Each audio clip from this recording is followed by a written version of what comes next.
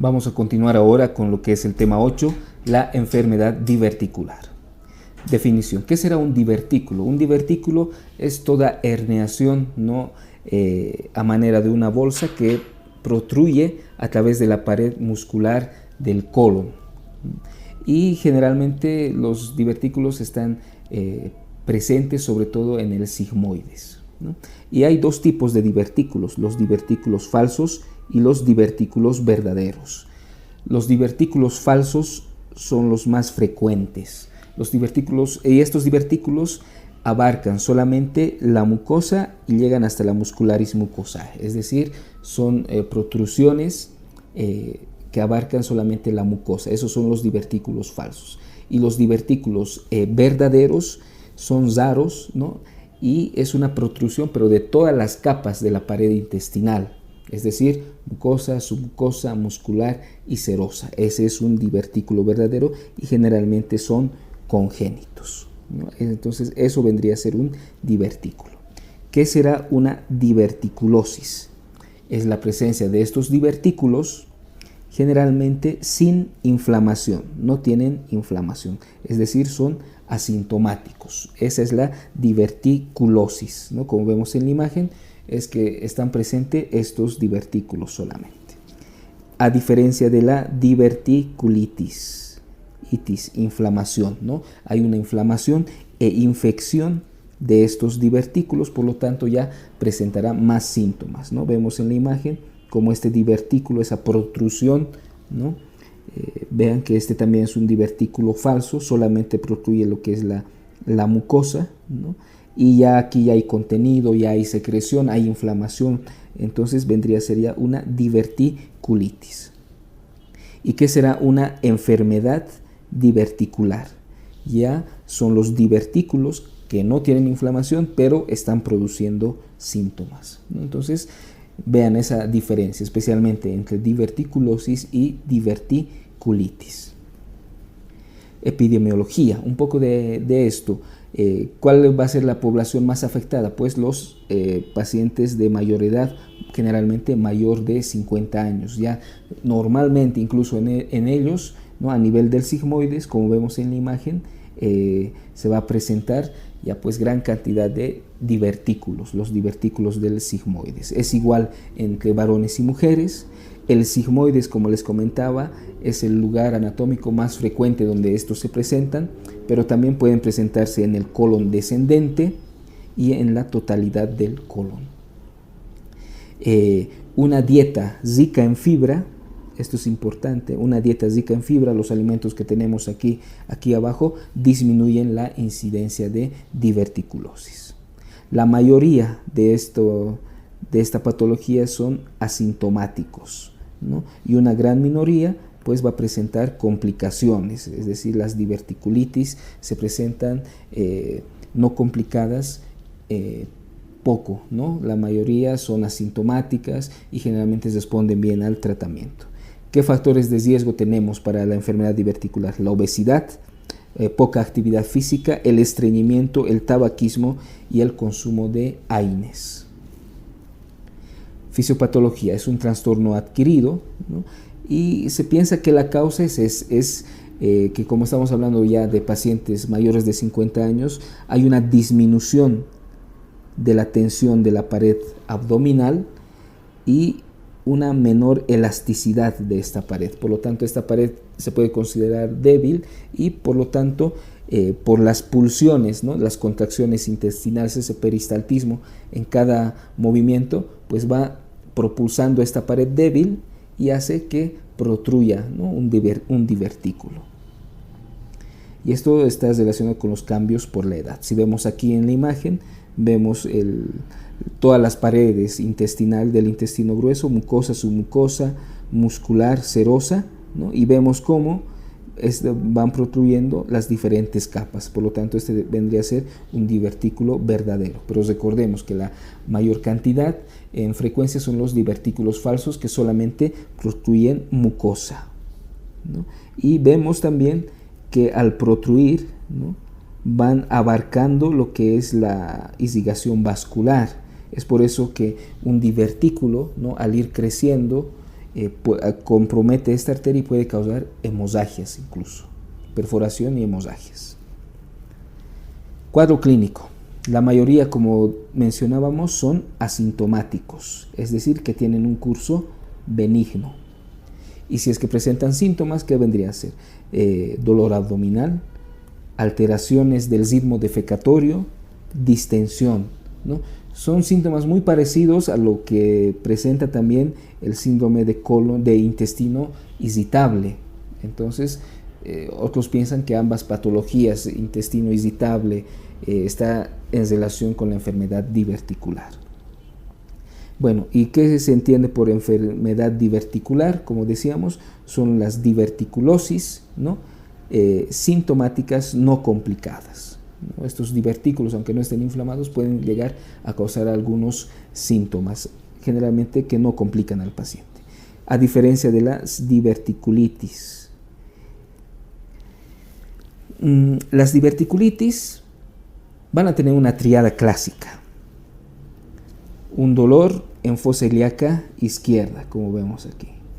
Fiebre y leucocitosis. O sea, otros también a las diverticulitis las denominan las apendicitis izquierdas, ¿no? Por esta triada que presentan.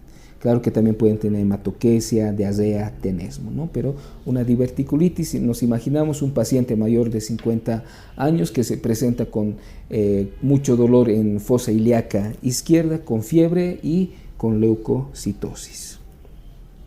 ¿Qué complicaciones, no? Bueno, para comprender un poco mejor esto, vamos a ver cómo se va produciendo la evolución de un divertículo, diverticulitis, etcétera, ¿no? Mencionábamos que hay un aumento de la presión intraluminal, ¿no? A esto se le suma partículas de comida espesas, ¿no? Porque es como una bolsita, ¿no? Un divertículo, ahí se va acumulando todo esto. Por lo tanto, esa misma comida va a empezar a erosionar la pared del divertículo y la va a llegar a inflamar, produciendo la diverticulitis. Esta pared ya inflamada, esta diverticulitis, empieza ya con necrosis focal, perforación. Esto va a evolucionar a absceso o tal vez una fístula, ¿no? Como son bolsitas, los divertículos, cualquier órgano adyacente puede ser también perforado, adherido por esta fístula. Y por último va a llegar a la peritonitis. Entonces mire, como un pequeño divertículo se puede perforar, incluso causar peritonitis, ¿no? Bueno, si hay varios episodios de diverticulitis, 1, 2, etcétera, se puede llegar a fibrosis y esto conducirnos a estenosis, ¿no? Hay una íntima relación entre consumo de AINES y la perforación del divertículo. Bueno, vamos a adentrar un poco más a este tipo de complicaciones y vamos a hablar en sí de las diverticulitis, ¿no? Una inflamación ya es considerada una complicación. Hay dolor, hay hipersensibilidad en fosa ilíaca izquierda, como ya mencionábamos anteriormente. En la TAG, ¿qué es lo que vamos a poder encontrar? Un engrosamiento en la pared del colon, abscesos, ¿no? El tejido pericólico torsionado sobre sí. Generalmente las diverticulitis no complicadas mejoran entre 2 a 3 días con un tratamiento correcto, ¿no? Una diverticulitis no complicada con un buen tratamiento mejora.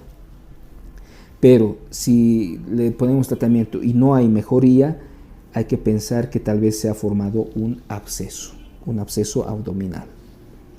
Y pues bueno, si esto se presenta por episodios recurrentes, pues el paciente tiene todavía más riesgo de otras complicaciones.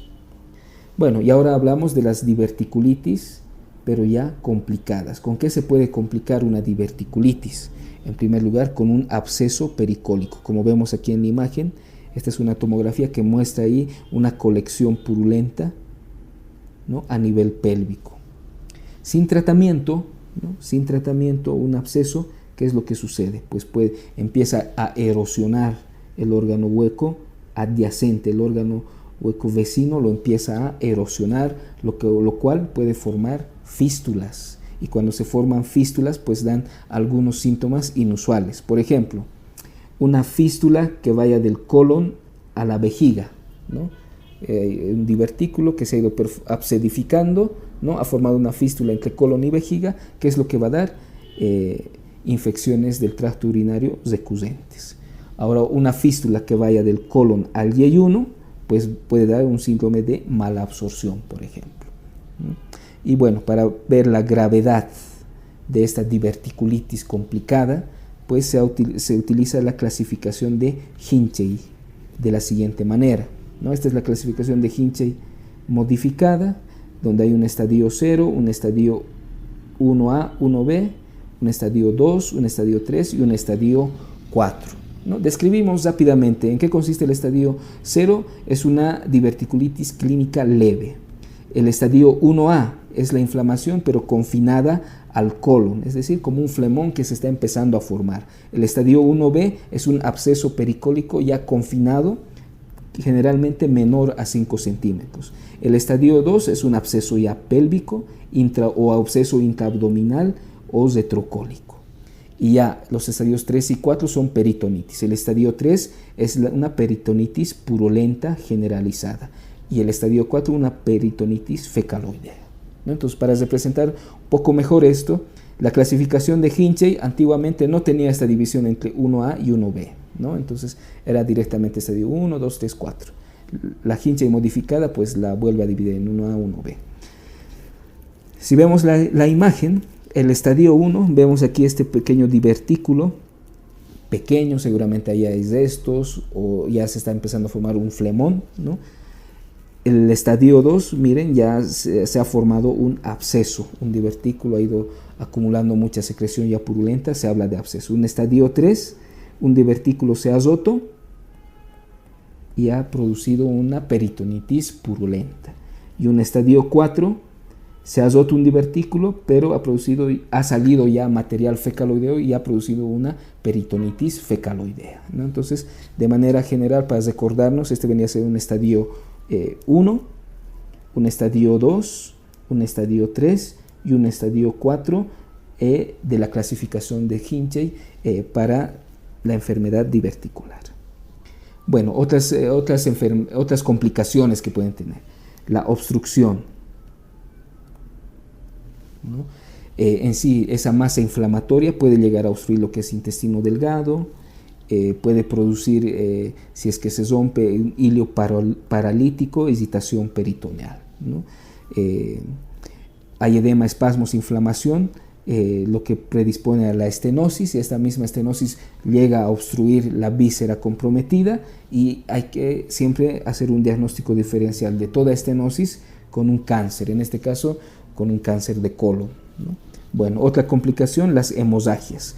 Hemos visto que al protruir ese divertículo, ¿no?, también afecta lo que es la circulación que los rodea, entonces puede erosionar a esa arteria, y es la arteriola peridiverticular, ¿no? Es una red más fina, una arteriola peridiverticular, lo que va a causar un sangrado indoloro y generalmente, esto es importante, autolimitado, o sea, en la mayoría de los casos, ¿no?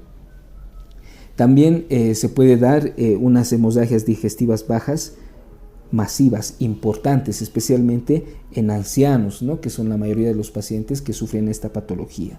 Y ahí, en esas hemorragias masivas, pues tenemos que pensar, ¿puede ser una diverticulosis? Sí, pero también hay que descartar que no sean angiodisplasias. Las angiodisplasias son como telangiectasias en la mucosa del colon, también en el sigma, que son más frecuentes, ¿no? Entonces, si es una hemorragia digestiva baja, así masiva, pues pensar en esos dos diagnósticos, una enfermedad diverticular o una angiodisplasia. El tratamiento clínico de estas hemorragias, ¿no?, generalmente reanimación con líquidos, ¿no?, para aumentar la volemia y localizar el sitio hemorrágico el que está produciendo la hemorragia. Y bueno, para el diagnóstico, ¿no?, ¿qué nos ayuda? Lo que más nos ayuda para diagnosticar si es una diverticulosis solamente o es una diverticulitis es la tomografía abdominal, ¿no? Pero siempre esto acompañado de un cuadro clínico compatible, ¿no? Esa apendicitis izquierda, ¿no? Con esa triada clásica, ¿no? Ante esa sospecha clínica podemos solicitar una tomografía, que es la que nos va a identificar si hay una diverticulosis o una diverticulitis, ¿no? Es la principal, ¿no? Como vemos en esta imagen, vemos aquí la parte del colon afectado, el divertículo, ¿no? Con datos de inflamación, ¿no? Vendría a ser una diverticulitis. Otros estudios que nos ayudan, el enema con bario, ¿no? Vemos aquí cómo se va delimitando el contorno tanto del intestino grueso, pero también de los divertículos que se encuentran, ¿no? Vemos cómo abundan en sigma estos divertículos. Bueno, otra opción diagnóstica es la colonoscopia, ¿no? Que nos ayuda para identificar infecciones crónicas, sangrados, los cambios a nivel deposicional, y nos ayuda sobre todo a descartar un cáncer colorrectal, ¿no? Las fístulas se pueden identificar por el colon por enema o por cistoscopia de igual manera. Para identificar los abscesos se prefiere la tomografía o ecografía, especialmente la tomografía, ¿no? Esas colecciones pélvicas o abdominales inferiores, al ser grandes, es mejor observarlas con la tomografía. La sigmoidoscopia. ¿Por qué sigmoidoscopia? Porque el sigmoides es el lugar donde más abundan los divertículos, ¿no? El manejo de este sigmoidoscopio tiene que ser cuidadoso. Se debe obtener también biopsias de las regiones que estamos observando, y ayuda en el diagnóstico diferencial entre colitis inflamatoria y colitis isquémica. Si vemos la imagen inferior, esta es la imagen de una sigmoidoscopía. Vemos estos varios orificios que se presentan, son la salida de esas protrusiones de los divertículos a nivel del sigma. Bueno, también podemos hacer angiografía en casos de sangrado activo, ¿no? Y eso ya nos confirma qué lugar del intestino, qué arterias están comprometidas, ¿no? Una radiografía de tórax, ¿para qué nos sirve? Para identificar neumoperitoneo. Si hay neumoperitoneo en un paciente que estamos pensando en una enfermedad diverticular, pues ya nos indica que ha habido perforación de ese divertículo afectado, ¿no? Bueno, y también la tomografía nos sirve para ver la inflamación de los tejidos pericólicos, abscesos, como decíamos anteriormente. ¿Cuáles son los estudios relativamente contraindicados? Los enemas con contraste, aunque nos ayuden en el diagnóstico, es mejor no realizarlo. ¿Por qué? Por la inflamación, por el compromiso de la pared, ¿no? Y la endoscopia, es decir, la colonoscopia no está indicada. ¿Por qué? Porque hay mucho riesgo de perforación. Es por eso que se prefiere solamente la sigmoidoscopia, pero realizarla con mucha calma. Bueno, tratamiento. La diverticulitis no complicada, ¿cómo se trata? Con una dieta alta en fibra, sabemos que disminuye la incidencia, ¿no? Y lo importante es saber que responde muy bien a un tratamiento ambulatorio, antibióticos, más dieta, y una dieta baja en residuos. Con eso una diverticulitis no complicada pues resuelve fácilmente. Y si es necesario podemos utilizar un primer escalón con antibióticos por 7 a 10 días más un drenaje percutáneo. Pero generalmente responden a este tratamiento ambulatorio, es decir, la mayoría resuelve sin cirugía.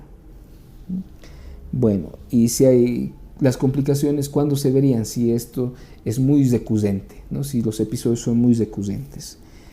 Vale destacar que se hace sigmoidectomía, se quita el sigmoides después del segundo episodio en aquellos pacientes que tienen ya esa predisposición a la recurrencia. Bueno, también al sacar ese sigmoides afecto no es necesario sacar todos los divertículos que tal vez haya en otras regiones, ¿no? Sino nos interesa esa parte del sigmoides o esa parte afectada, ¿no? No es necesario sacar todos los divertículos restantes. Vale destacar que los pacientes inmunodeprimidos, ¿no? En estos pacientes basta con un episodio de diverticulitis, pues hay que hacerles colectomía, ¿no? Para evitar cualquier tipo de complicación. Bueno, ahora vamos a ver el tratamiento de las diverticulitis complicadas. Y como vemos, el tratamiento está íntimamente relacionado con la clasificación de Hinchey. Si recordamos rápidamente, hay un Hinchey 1, Hinchey 2, ya formación de absceso, Hinchey 3, peritonitis purulenta, Hinchey 4, peritonitis fecaloidea. Por ejemplo, los estadios Hinchey 1A se los puede tratar mediante antibioterapia parenteral contra gram negativos y anaerobios, ¿no? También se puede utilizar monoterapia con imipenem o meropenem. Los abscesos de mayor tamaño se pueden drenar, ¿no? Percutáneamente, guiadas por ecografía o por TAC. Los estadios, bueno, ya hemos visto los estadios Hinchey 1B y 2, generalmente se utiliza sigmoidoscopia con anastomosis primaria. En Hinchey 3 y 4, sigmoidectomía con colostomía terminal y bolsa de Harman. O sea, en los estadios 1 y 2, como no hay mucha inflamación, ¿no? Sigmoidectomía, perdón, la anastomosis es primaria, se saca la parte intestinal afecta, ¿no? Los divertículos que comprometen toda esa región, y los cabos que han quedado se anastomosan en esa misma cirugía, porque en estos estadios no es mucha la inflamación, no es mucha la afección de la pared intestinal, por lo tanto pues se puede lograr una buena anastomosis. Pero en los estadios 3 y 4, que ya nos hablan de peritonitis purulenta, peritonitis fecaloidea, ¿no? Sacamos ese sector y ambas asas intestinales que quedan, si realizamos una anastomosis primaria, pues no va a lograr una buena cicatrización, incluso se puede romper, ¿no? Y causar todavía más complicaciones. Por lo tanto, uno de los segmentos se forma una colostomía, ¿no? Y es la técnica de Harman, ¿no? Y posteriormente, pasando un tiempo, unas semanas o meses, ¿no? Se va a hacer una anastomosis secundaria.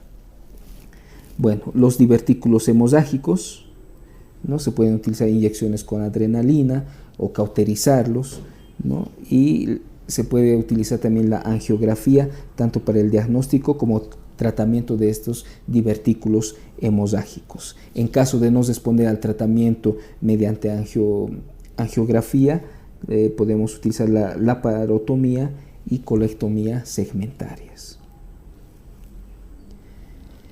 Bueno, entonces, eso vendría a ser la enfermedad diverticular clásica, ¿no? En pacientes ancianos, ¿no? Que aparentan una apendicitis izquierda, laboratorios, etcétera, la clasificación de Hinchey que habíamos visto, muy relacionada con el tratamiento que se debe hacer.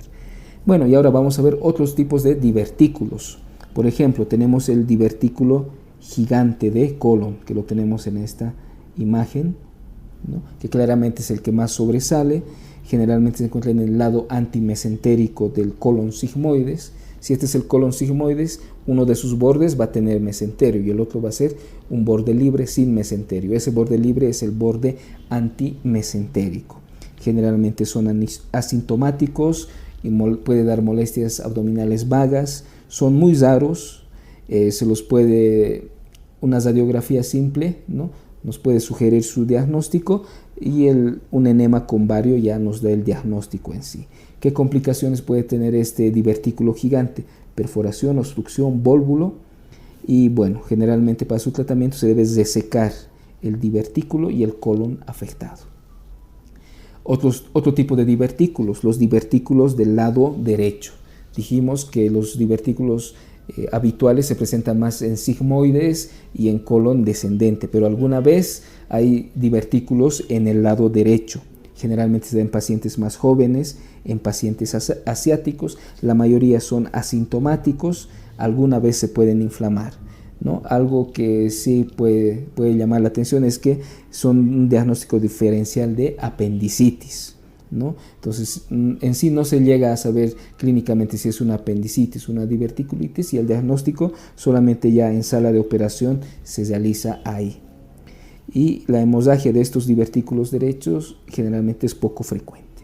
Bueno, y por último, un divertículo, tal vez ya conocido, es el divertículo de Meckel, que vendría a ser un divertículo congénito, el divertículo del tracto gastrointestinal más frecuente. ¿Dónde aparece? Si vemos la imagen, este divertículo de Meckel aparece en el ilion distal. Vale destacar que puede contener en su interior tejido ectópico gástrico. Y este tejido ectópico gástrico es el que lo predispone a sangrados, un sangrado crónico o también puede ser un sangrado agudo en personas jóvenes, porque si nosotros nos ponemos a pensar hemorragia digestiva, ¿no? En una hemorragia digestiva baja, generalmente nos imaginamos un adulto, un anciano, ¿no? Pero este divertículo de Meckel, por ese tejido ectópico que tiene, pues se puede presentar incluso en niños, ¿no? Una hemorragia digestiva baja en niñas, ¿no? Puede ser una hemorragia crónica o aguda. Gracias también a ese tejido ectópico gástrico, el diagnóstico se puede utilizar una gamografía con tecnesio 99, pero eso como última opción diagnóstica. Puede causar obstrucción intestinal. ¿Cuándo? Cuando este divertículo de Meckel entre a una hernia abdominal, y esa hernia que contiene un divertículo de Meckel tiene un nombre específico, se llama la hernia de Littré, ¿no? Eso es importante para su estudio, y las complicaciones se sospechan mediante el TAG, y la cirugía generalmente consiste en una diverticulectomía o resección en cuña del divertículo afecto, ¿no? Este es el divertículo de Meckel y sus características que anteriormente mencionamos son importantes para recordarlo. Y bueno, este habría sido el resumen de lo que es la enfermedad diverticular y espero les sirva para continuar su estudio.